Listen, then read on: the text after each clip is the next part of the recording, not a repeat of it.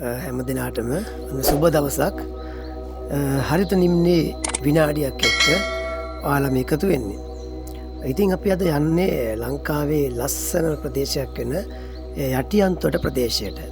අපි මේ යන්නේ නිකම්ම නෙවෙයි, ලංකාවේ තියෙන වටිනාම ශාකයක් වන වල්ලපට්ටයි කියන්නේ අගවුඩ්.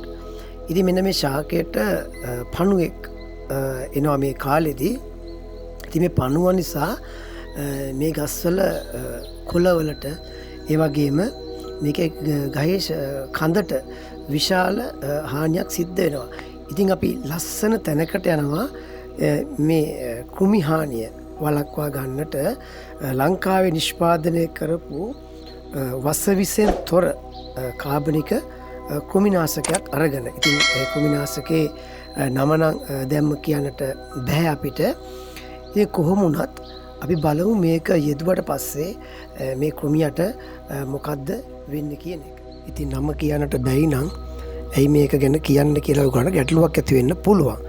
හැබැයි නම නොකියන හේතුව තමයි පලිබෝධනාශක දෙපාර්තමේන්තුවේ අනුමැතියට මේ වෙනකොටත් මේ නිෂ්පාදනය යොමු කරලා අහවරයි. ඉතින් අනුමැතිය එනතුරු අපිට මේකේ නම කියන්න තාන. කොහොම වුණත් මේ වීඩියෝ එකෙන් ඔබව දැනුවත් කරන්නේ ඉදිරියට වල්ලපට්ටා වගා කරන්න බලාපොරොත්තු වෙන හෝ මේ වෙනකොට වගා කරන කෙනෙකුට හෝ මෙන්න මේ උවදුර එන්න පුළුවන්. ඉතින් ඒක මැඩ පවත්වා ගන්නට මේ ලංකාවේ මේ වගේ වසවිසෙන් තොර පරිසර හිතකාමී දේශීය නිෂ්පාදනයක් තියෙනවා කියන එක ඔබ දැනුවත් කරන්න. ඉතින් කොහොම වුණත් මේ වීඩියෝ එක කරන වෙලාවෙන් පස්සේ අපි මේකේ සාර්ථකත්වය දුටුවා. ඉතින් ඉදිරියේදී මේ ස්ථානයේ නිලධාරීන්ට එකතු වෙලා අපි නැවතත් මේ වගේ වීඩියෝ එකක් කරනවා. ඉතින් මෙන්න මෙයා තමයි මේ ප්‍රශ්නය කියන පලිබෝධකයා.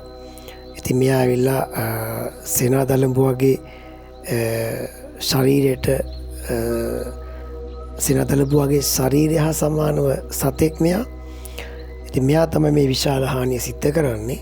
කොහොම වුණත් මෙයාව පාලනය කරගන්න එක තමයි අපි මේ පලිබෝධනාශකයෙන් කරේ. ඉතින් බලන්නකෝ ඉස්සරහට මේක කොහොමද මේක ජලයත් එක්ක එකතු කරන්නේ, මේක කොහොමද ගහට ස්ප්‍රේ කරන්න කියන එක ඔය කට්ටිය බලන්න.